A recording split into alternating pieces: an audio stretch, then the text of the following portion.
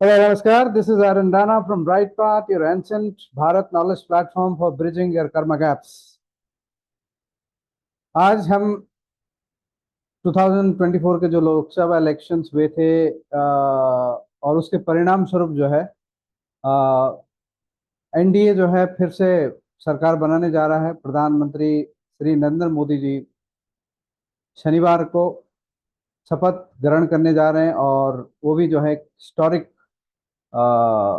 एक इतिहास रचने जा रहे हैं कि तीसरी बार प्रधानमंत्री की शपथ लेने जा रहे हैं। इससे पहले जो है पंडित जवाहरलाल नेहरू ने तीसरी बार 3 बार लगातार जो है उन्होंने चुनाव जीते थे और प्रधानमंत्री बने थे। तो नरेंद्र मोदी जी भी जो है तीसरी बार लगातार प्रधानमंत्री शनिवार को बनने वाले हैं। तो बहुत बहुत बधाई सभी देशवासियों को। लेकिन इस इलेक्शन में जो है भारतीय जनता पार्टी का खासतौर पे बहुत खराब प्रदर्शन रहा। जिस की उम्मीद हमने करी थी या जितने सीटों की उम्मीद हमने करी थी उतना बड़ा मैंडेट वो लाने में असफल रहे। तो हम इस ब्रॉडकास्ट में आज कुछ बिंदुओं पर बात करेंगे जो आ, इन चीजों के इर्द गिर्द हैं कि बीजेपी के खराब प्रदर्शन के पीछे क्या कारण थे। एक तो एस्ट्रोलॉजिकल कारण थे और फिर उसके अलावा जो कारण होते हैं वो देश के भविष्य और राजनीति और अर्थव्यवस्था पर इसका क्या असर पड़ेगा कि हमारे पास आज जो एक पूर्ण बहुमत की सरकार नहीं है। अवश्य ही इससे जो है बहुत बड़ा नुकसान देश को हुआ है और इसके क्या असर होंगे उस पर भी हम रोशनी डालेंगे। और तीसरा जो है हमने जो प्रिडिक्शन किए थी लोकसभा चुनाव की 18 मई को जो है हमने जो है प्रोग्राम डाला था और उसमें मैंने कहा था कि 325 सीटें बीजेपी जीतेगी। पिछली बार 330 तीन जीती तो हमने 20 सीट्स उसमें और ऐड किया था क्योंकि 2014 में 282 तो 20-21 सीटें और जुड़ी। तो उसी ट्रेंड को मान करके हमें लगा कि ये जो है 325 सीटें जीत सकती है। और जिस तरह का कार्य सरकार ने किया है पिछले 10 सालों में हम जो है दुनिया की जो है अर्थव्यवस्थाओं में 10वें पायदान में थे 2013 में। हम सीधे जो है दो अब जो है 5वें नंबर पे आ गए हैं और अब जो है 2027 तक देश को जो है तीसरी दुनिया की सबसे बड़ी अर्थव्यवस्था का हमारा विजन है उस पर हम काम कर रहे हैं। और उसके अलावा जो है जीएसटी लागू करना और नोटबंदी करना, 370 हटाना, सर्जिकल स्ट्राइक करना या बैंकिंग क्षेत्र में जो सुधार किए उन्होंने, जो रिफॉर्म्स किए, या देश का इंफ्रास्ट्रक्चर आज देख लीजिए। भारत जो है दुनिया में दूसरे नंबर पर सबसे बड़ा रोड नेटवर्क हमारे पास में है। रेलवे का मॉडर्नाइजेशन हो रहा है, वंदे भारत ट्रेन आप देख चुके हो। देश का डिफेंस में जो है बहुत मॉडर्नाइजेशन हो रहा है। 36 राफेल जो है इस वक्त देश के पास में है और न जाने कितने और हथियार और एम्यूनेशन, और हम चांद पर भी पहुंच गए। तमाम ये सारी उपलब्धियां देश ने हासिल करने के बावजूद जो है बीजेपी को इस तरह के परिणाम आएंगे इसकी उम्मीद हमने कभी नहीं की थी। तो चलिए जानते हैं हमने प्रिडिक्शन में जो है जो मैंने कहा था वो तो प्रिडिक्शन हमारी काफ़ी खराब रही और उसके लिए हम क्षमा चाहते हैं आप सभी से कि ये प्रिडिक्शन हमारी इतनी खराब रही। तो कहीं ना कहीं हमसे भी जो है चूक हुई है क्योंकि जिस तरह का कैंपेन चल रहा था तो कुछ मुझे लगता है कि हम ओवर एम्बिशियस हो गए थे, रियलिटी से काफ़ी दूर हम चले गए थे। पर उन चीज़ों पर भी हम जिक्र करेंगे। तो 240 सीटें भारतीय जनता पार्टी जीतने में कामयाब रही। एनडीए फुल फुल जो है पूर्ण बहुमत की सरकार बना रहा है। 293 सीटें उन्होंने जीती जबकि हम सोच रहे कि 340 370 सीटों के आसपास वो जीत सकते थे। लेकिन चलिए कोई बात नहीं। तो इस तरह का अब आप देखें, कांग्रेस ने जो है हम सोच रहे थे कि ज़्यादा ज़्यादा उनको 63-65 सीटें मिलेंगी। उन्होंने काफ़ी अच्छा प्रदर्शन किया क्योंकि जो वोट शेयर है उनका बड़ा है। 1.7% वोट शेयर बढ़ा, पिछले चुनाव में 19% था, इसमें बढ़ करके उनका जो है 20.7% हो गया है।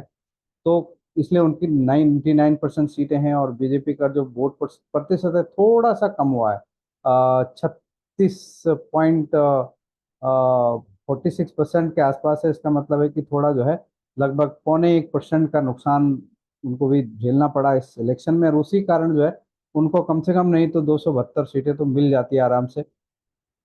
अखिलेश यादव ने काफी अच्छा प्रदर्शन किया, हमें लगा था कि उनकी लगभग, अब पिछली बार 5 आई थी, तब 10 होंगी अगर उनका गठबंधन और इस तरह का है। लेकिन यूपी में काफी फेरबदल हुआ इस बार।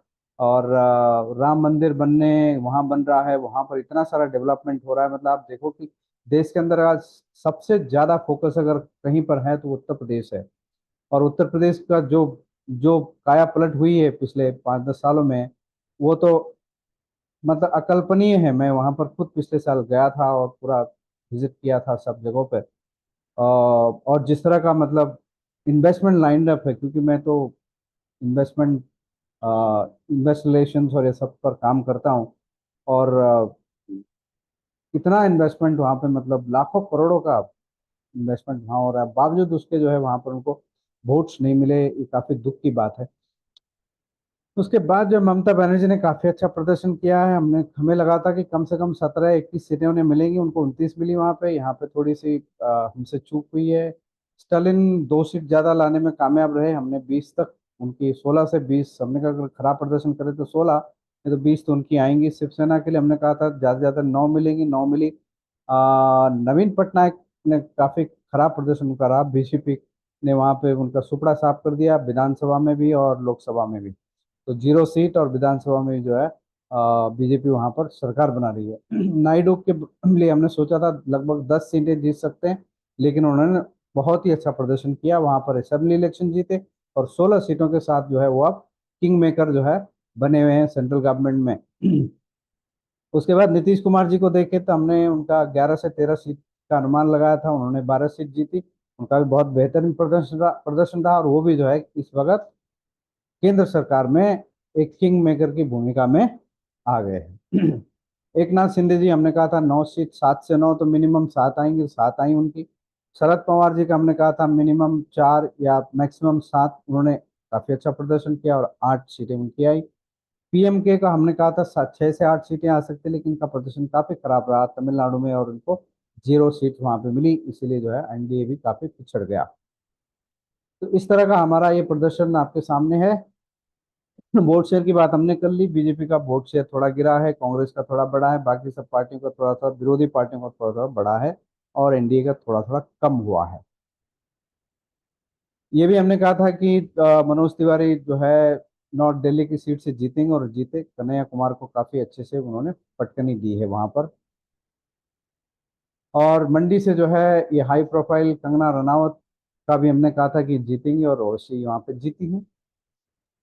रायबरेली के लिए हमने कहा था कि काफी कांटे की टक्कर जो है दिनेश प्रताप सिंह दे सकते हैं राहुल गांधी को, लेकिन जिस तरह का माहौल जो है उत्तर प्रदेश में बना, तो उससे जो है पूरा खेल बिगड़ गया वहाँ, और राहुल गांधी जी जीत गए, और दिनेश प्रताप सिंह जो है वहाँ पर हार गए। ये भी हमारी प्रिडिक्शन खराब रही। प्रिडिक्शन खराब नहीं थी, लेकिन जो माहौल उधर का था उसे हम पढ़ने में थोड़ा सा चूक गए। राहुल गांधी जी के बारे में हमने कहा था कि इनकी कुंडली में जो है शनि और चंद्रमा नीच का है, इसलिए प्रधानमंत्री नहीं बन सकते, और ये प्रधानमंत्री बन भी नहीं रहे हैं, कि उनका प्रधानमंत्री बनने का योग कुंडली में नहीं है। वैसे इनका राजयोग है, क्योंकि ये राज ऐसे परिवार में पैदा हुए हैं जहाँ इनके नाना नानी दादा सब प्राइम मिनिस्टर रहे हैं। दिनेश प्रताप सिंह की बात हमने कर ली, और हमने वायनाड की बात करी थी। हमने यहाँ पे कहा था कि राहुल गांधी को यहाँ पर कोई चुनौती मिलेगी नहीं, क्योंकि के सुरेंद्रन जो है वहाँ पर उनका जो स्टार्स है वो इतने अच्छे नहीं है, और अब तक कोई इलेक्शन उन्होंने जीता भी नहीं है, और बीजेपी ने न जाने क्यों उनको वहाँ पे इनके खिलाफ खड़ा किया था। हालांकि जो है केरला में जो है बीजेपी ने पहली बार अपना एक उम्मीदवार जीता है, तो ये काफी अच्छी शुरुआत हम बीजेपी के लिए कह सकते हैं।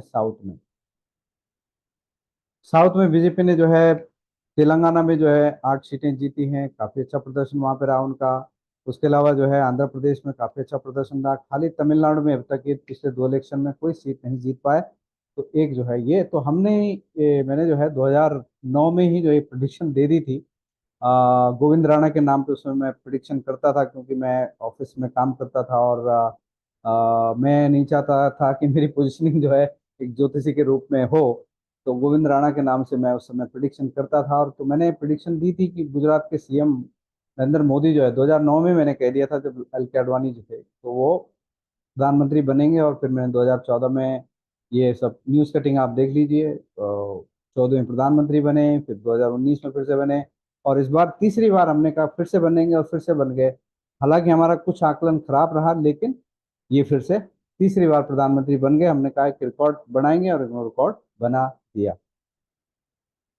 अब जो है बात करते हैं कि बीजेपी का जो अंडर परफॉर्मेंस रहा वो किस वजह से रहा होगा। क्या इसलिए जिस तरह के जो मैसेजेस हमें मिल रहे हैं कि कल्याण सिंह ने वहां पर बाबरी मस्जिद का ढांचा गिराया था, इसलिए जो है उनको उसके बाद वो हार गए थे वहां से, तो कभी सीएम नहीं बन पाए, पूरा जो है वहां से बीजेपी का सुपड़ा साफ हो गया। फिर उसके बाद जो है मोदी जी ने राम मंदिर बनवाया, तो इस बार उनको जो है वहां पर कुल मिला के 30 सीटें आई हैं शायद, लगभग 29 30 31 सीटें आई हैं, जब समाजवादी पार्टी उनसे ज्यादा सीटें लाने में कामयाब रही है। उनके पूरे उनके इंडिया अलायंस को जो है 44 45 सीटें कुछ मिली हैं। तो कह रहे हैं कि क्या ये सजा उत्तर प्रदेश वाले हमें दे रहे हैं। तो और दूसरा ये व्हाट्सएप यूनिवर्सिटी या सोशल मीडिया पे आता रहता है, घूमता रहता है कि अच्छा हुआ भगवान श्री राम वानर सेना लेकर लंका नहीं गए, नहीं तो हाँ वहां भी कुछ और कहानी होती। राइट। तो ये सब तो क्या ये रियल कारण है? मुझे लग रहा है ये रियल कारण नहीं है, रियल कारण कुछ और है। और रियल कारण ये है कि ये जो कैंपेन था अब की बार 400 पार वाला, हालांकि बहुत अच्छा काम इन्होंने किया है। तो इस तरह के कैंपेन जब मार्केटिंग में हम सब लोग हैं, पीआर में, एडवर्टाइजिंग में, मार्केटिंग में, तो जब हमें कोई मैंडेट मिलता है तो हम सोचते हैं यार क्या ऐसी चीज होगी जो जनता तक फटाक से कनेक्ट होगी और फिर वो लोगों को एकदम से मैसेजिंग उनके दिमाग में बैठ जाएगी। तो अब की बार 400 पार वाला जो आंकड़ा था ये काफी अच्छा था, देखने में काफी मोटिवेटिंग और काफी इंस्पायरिंग है। लेकिन जनता इसको कैसे लेगी या फिर अपोजिशन कैसे लेगा, उस पर इन लोगों ने विचार इस पर किया नहीं। इसी कारण जो है सबका साथ सबका विकास और सबका हिसाब 2024 में होना था। अगर मोदी जी एकदम पावरफुल मैंडेट के साथ आते तो ये काफी अच्छी बैटिंग करते, और चौके छक्के लगने की उम्मीद अभी भी थी काफी, अभी भी कर सकते हैं, लेकिन अब वो पावर उनके पास नहीं रहेगी, क्योंकि नंबर नब नहीं होता तो व्यक्ति कुछ नहीं कर सकता ज्यादा। तो ये जो इंडिया साइनिंग का कैंपेन था ये भी जो है इस तरह से था, जब वाजपेयी जी उस समय प्रधानमंत्री रहे, लगातार जो है उन्होंने अच्छी गठबंधन की सरकार चलाई, बहुत इंफ्रास्ट्रक्चर, रोड, सड़क, ये सब पे बहुत काम किया था। तो उन्हें भी लगा था, तो उनकी एडवर्टाइजिंग मार्केटिंग की एजेंसियों ने बोला कि इंडिया साइनिंग का कैंपेन चला दिया, लेकिन वो फेल हो गए। ल- जितने भी उसमें सर्वे किए गए थे, ओपिनियन पॉल्स वगैरह, तो उसमें एनडीए को ही आगे दिखाया जा रहा था। लेकिन और इस वजह से क्या होता है कि एक माहौल बन जाता है कि ये तो जीतेंगे ही जीतेंगे अब। लेकिन उसकी वजह से जो है गड़बड़ भी हो जाती है। जो आपकी अपोजिशन पार्टीज हैं, जो ऐसे वोटर्स हैं जो आपको नहीं चाहते, वो आपसे डर जाते हैं। और जब डर का माहौल होता है, डर ज्यादा मोटिवेटिंग फैक्टर होता है। तो ये उस समय जो है बाकी लोग सब डर गए कि कहीं कुछ ये ना हो जाए, वो ना हो जाए, तो फिर वो पूरी कहानी उल्टी हो गई। यही डर जो है इस समय भी ये इंडिया, ये जो हमारा ये अखबार 400 पार वाला रहा, तो अपोजिशन पार्टी ने काफी अच्छे से बनाया। उन्होंने कहा कि 400 पार आएगा तो मोदी जी और भी ज्यादा पावरफुल हो जाएंगे। 400 सीटें इनके पास अगर होंगी लोकसभा में और राज्यसभा में मिलकर के, तो ये संविधान बदल सकते हैं, ये कर सकते हैं, वो इस तरह का डर फैलाया गया। और जब डर फैलता है तो सब लोग जो है मतलब जिनको लगता है उनको हानि होने वाली, तो फिर वो बहुत ही मतलब अपने सारे गिले शिकवे भुला करके काम करना शुरू कर देते हैं कि अब। और यही हुआ भी, सबने इसी कैंपेन में ही कहा कि इनको रोकना है, रोकना है किसी भी तरह से, इतनी बड़े मैंडेट हमको मोदी जी को देनी नहीं है। और इसलिए जो है सब डर गए और सब पार्टियां एकत्रित भी हो गई, क्योंकि वैसे भी ये मोदी इन पर भारी पड़ रहे हैं सब पर। तो उन्होंने कहा कि वे अकेले नहीं कर सकते, तो जो साथ में मिलके करेंगे, तो उन्होंने साथ में मिलके काम किया, सब डर गए। तो डर का ये परिणाम होता है कि जहाँ डर होता है वहीं अब हुआ ये कि अब जैसे मोदी के वोटर्स हैं, तो उनको बड़ा कॉन्फिडेंस हो गया, 400 पार की बात हो रही है तो अब क्या करना, तो मतलब अगर मैं वोट देने नहीं भी गया तो एक वोट से क्या फर्क पड़ेगा। तो ऐसे करके जो है उन्होंने मतलब 1% लोग, अब देखो आप 2019 की तुलना में 2024 में जो है 1% वोट कम हुआ है, 1% जो टर्नआउट है वोटर्स का कम हुआ है। और उससे देखो आपकी सरकार बीजेपी को सिर्फ 240 सीटें और एनडीए को 293 सीटें अगर 20 30 40 सीटें और होती तो फिर ये मजबूत स्थिति में होते कि आगे चल के जो रिफॉर्म्स हमने करने थे, जो भी हमें अर्थव्यवस्था को 2047 तक जो है एक विकसित भारत बनने की ओर जो हम बढ़ रहे थे, जिस मिशन पर हम काम कर रहे थे, उसमें काफी हम काम कर सकते थे। लेकिन अब जो है रोड़े अटकाने के काम होंगे। अब जो है रोड़े अटकाने के काम होंगे, क्योंकि अ, अब आप ये देखें, अब ये जो लीडर्स हमारे सामने, दो लीडर्स हैं, चंद्रबाबू नायडू जिनके पास 16 सीटें हैं, और नीतीश कुमार जी जो हमेशा पलटू पलटू राम की छवि इन्होंने, नाम जो इन्होंने हासिल किया हुआ है कि कभी इधर जाते हैं कभी उधर जाते हैं। तो ये जो है, तो अब इस तरह का माहौल है कि डर का ही माहौल है कि अब सरकार, अस्थिरता की सरकार रहेगी, ये क्या होगा। प्राइम मिनिस्टर मोदी जी को जो है काफी संभल के चलना होगा, क्योंकि अगर कुछ ऐसे ऐसी चीजें वो समझा लाने की कोशिश करेंगे जो जो ये उनके घटक दलों को पसंद ना हो, तो वो क्या है, अपना सपोर्ट खींच लेंगे और फिर सरकार गिर जाएगी। तो इस तरह का जो माहौल है, अस्थिरता का माहौल है, इंस्टेबिलिटी का माहौल क्रिएट हो गया है। जबकि मैंने पिछले वीडियो में कहा था कि ऐसा होने की संभावना कम है कि देश में अस्थिरता का माहौल आए, लेकिन आ गया है, और वहीं पर हमारे आकलन में थोड़ी सी चूक हो गई है। तो अब इस तरह के जो समीकरण बन रहे हैं, तो इससे हमने मतलब कुल मिला के हम वोटर्स ने, हमारी जिम्मेदारी है कि हम अपने देश को कहाँ लेके जाना चाहते हैं। हम किसी पॉलिटिकल लीडर्स के वजह से जो है उनके साथ में हमें खड़ा नहीं होना चाहिए। हमें जो है उनका मकसद क्या, उनकी इंटेंट क्या है, इंटेंट हमें देखनी चाहिए कि उनके आखिरकार वो चाहते क्या हैं, क्या करना चाहते हैं। तो अगर वो देश को आगे लेकर जाना चाहते हैं, देश का विकास करना चाहते हैं, देश को जो है शक्तिशाली बनाना चाहते हैं, देश को सबसे बड़ी अर्थव्यवस्था, सबसे स्ट्रांग पावरफुल नेशन बनाना चाहते हैं, हर क्षेत्र में आगे लेना, लेके जाना, जाने का उनका इंटेंशन है अंदर से ही, तो फिर हमको उनके साथ खड़ा होना चाहिए, चाहे वो किसी भी पार्टी के हों। हम ये नहीं कह रहे कि किसी विशेष पार्टी के, किसी भी पार्टी के हों। हर किसी पार्टी के कुछ ऐसे मुद्दे भी होते हैं जो कंट्रोवर्शियल होते हैं। हमारा देश तो बहुत ही जो है डाइवर्स कल्चर वाला देश है। यहाँ पर बहुत सारे धर्म, रिलीजन, कास्ट वगैरह बहुत हैं। तो वैसे भी हम बटे हुए देश हैं, तो हमें कम से कम अपने देश के मुद्दे पे एक हो जाना चाहिए, देश की प्रगति के लिए, क्योंकि इसी में हम की हमारी भलाई है। और अगर कोई पार्टी मजबूत रहती है तो देश को मजबूत रखने में कामयाब रहेगी, सुरक्षा होगी हमारे विदेशी आक्रमणों से, पाकिस्तान से, चाइना से। ये सब तो इंतजार कर रहे हैं कि कब भारत जो है कमजोर हो और फिर हम जो है उन पर हावी होने लगे, जैसे पहले होता आया है। कभी भी हम इस स्थिति में नहीं थे कि उनको आंख में आंख डाल कर देख सकते थे, लेकिन सरकार ने, क्योंकि हमने बहुत मजबूत मैंडेट दोनों बार हमने दिया मोदी जी को, तो वो काम करने में सफल रहे। वो जो है शत्रु को पीछे धकेलने में सफल रहे। लेकिन अब क्या होगा? अब आप सोचो कि आपने जिन लोगों ने, में आप ब्राह्मण हो, क्षत्रिय हो, आप दलित हो, आप क्रिश्चियंस हो, आप मुस्लिम्स हो, आप बौद्ध हो, जो भी हो, लेकिन आपको जो है देश के बारे में सोचना, क्यों, हम इस देश के वासी हैं, हम कोई भी हैं, चाहे हम हिंदू हैं, मुस्लिम, हमारे आपस में मुद्दे हैं, मतलब धार्मिक हमारी सोच अलग अलग है, लेकिन हमें देश के मुद्दे पे एक साथ मिलकर चलना चाहिए, और ये सौहार्द का वातावरण हमें बनाना चाहिए, ताकि हमारा देश आगे चल सके, जा सके। हमें आपस में लड़ना थोड़ी है, मारकाट थोड़ी करनी है।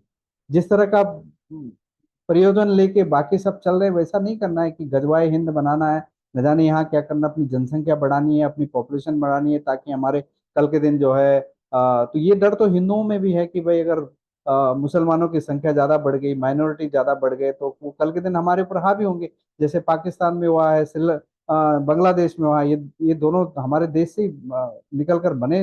वहां पर आज हिंदुओं की क्या क्या स्थिति है, आप सोच सकते हो। कहाँ हिंदू 30 35% थे, आज वहां पे 2% हैं। 2%, 4% के आसपास रह गए। बांग्लादेश में 4%, पाकिस्तान में 2% हिंदू आज बचा हुआ, तो बाकी के कहाँ चले गए? लेकिन हमारे हिंदुस्तान में तो बड़े हैं सब। हाँ, कहाँ उनकी जनसंख्या तब थी और कहाँ अभी इतने हो गए? तो उनको खुद सोचना चाहिए कि देश आपके से आपका हक नहीं छीनेगा। हम तो यही चाह रहे कि आप जो है कुछ ऐसे मुद्दे हैं उनको समाप्त करें, है ना, और इस देश का जो कल्चर है उसे अपनाएं। यही तो हम चाहते हैं कि भाई मिलजुल के रहें। तो ये हमें करना होगा, तभी जाके हम आगे बढ़ सकते हैं। तो ये तो अब अलायंस का हो गया है इसका। एक्चुअली मैं वीडियो 2 3 दिन पहले बनाने वाला था, लेकिन नहीं बना पाया। तो देश में ये देखिए जो चार्ट है जून 2024 का जो है, ये जो चार्ट है, ये थोड़ा सा ग्रहों का जो आप देखो तो शनि की दृष्टि जो है सूर्य, वीनस और मर्क्यूरी और जुपिटर पे पड़ रही है। और जुपिटर भी जो है गुरु, जैसे मैंने कहा, वो शत्रु राशि में, शुक्र की राशि में बैठ के कमजोर है। और गुरु के घर में राहु इस समय बैठे हुए हैं, तो गुरु इस समय बहुत कमजोर है। इसीलिए हम इस स्थिति में आए हैं कि हमारी जो है एक मेजोरिटी वाली सरकार नहीं आ पाई है। पिछली बार हमने देखा था कि, लेकिन फिर भी हमें लगा कि 400 पार का नारा चल रहा है, तो कम से कम 272 300 तो आ ही जाएंगे। इसकी उम्मीद हमें थी, इस तरह की उम्मीद नहीं थी कि इस तरह का खराब प्रदर्शन बीजेपी का आएगा। तो ग्रहों का भी इसमें पूरा योगदान है। वैसे जैसे मैंने कहा कि मोदी जी कुंडली बहुत बलवान है, और उस उतनी बलवान कुंडली किसी भी राजनेता के समय देश के अंदर नहीं है, तो कोई भी उन्हें हरा पाने में सक्षम नहीं था और न है अब। लेकिन अब जो समीकरण है कि गठबंधन की खिचड़ी सरकार है, तो इसमें आप समझ सकते हो कि जो है अब देश को काफी इसका नुकसान और भरपाई करनी पड़ी, क्योंकि जिस तरह से अर्थव्यवस्था हमारी सबसे नंबर वन बनी हुई थी, सबसे तेजी से हम ग्रो कर रहे थे, और वो नहीं होगा अब। जो है अब जो है बहुत सारी चीजें जो है मिल के करनी पड़ेंगी और दबाव में करनी पड़ेंगी, तो डिसीजन ले नहीं पाएंगे। जब डिसीजन नहीं लेंगे तो पैरालिसिस हो जाएगा। आप समझो, जब मनमोहन सिंह प्रधानमंत्री थे 2012-13 में, तो क्या उनको क्या ठप्पा, पैरालिसिस, पॉलिसी पैरालिसिस का जो ये दिया था। तो उसी तरह का पॉलिसी पैरालिसिस क्या होता है, जब आप डिसीजन नहीं ले पाते हो बड़े बड़े। तो यही यहाँ पर भी ये हो सकता है, लेकिन वैसे प्रधानमंत्री मोदी का काम करने का स्टाइल अलग है। तो हो सकता है कि वो इस पर जो है विजय प्राप्त करके जो है देश को आगे ले जाए, इस उम्मीद हम कर सकते हैं। लेकिन फिर भी हम वोटर्स ने जो है कमी रखी है। अभी आप समझ लीजिए कि हम चाहे जो भी हों, जिस धर्म के, जिस जाति को, लेकिन हमने काम सही नहीं किया कि एनडीए को हरा के और बीजेपी को कम वोट हमने दिए। कम से कम उन्हें मेजोरिटी देनी चाहिए थी, ये मेरा मानना है। Anyways, thank you so much, have a nice time. आप सनातन हिंदू धर्म से का जो हमारा जो प्रोग्राम है उससे जुड़िए, तो आपको और भी अच्छा अच्छा हम यहाँ पर ज्ञान देंगे। और आपके कर्मा गैप्स, क्योंकि कर्मा गैप्स होते तो फिर काम गड़बड़ हो जाती है। जैसे यहाँ पे भी गैप हो गया, ये भी कर्मा गैप है, तो इससे इसका खामियाजा हम सबको भुगतना पड़ेगा। तो कहाँ पर भी कर्मा गैप होगा तो खामियाजा भुगतना ही पड़ता है, वो भुगतना ही पड़ेगा। यही जीवन का रूल है, यही सनातन धर्म की सोच भी है। बहुत धन्यवाद आपका, thank you so much, have a nice time.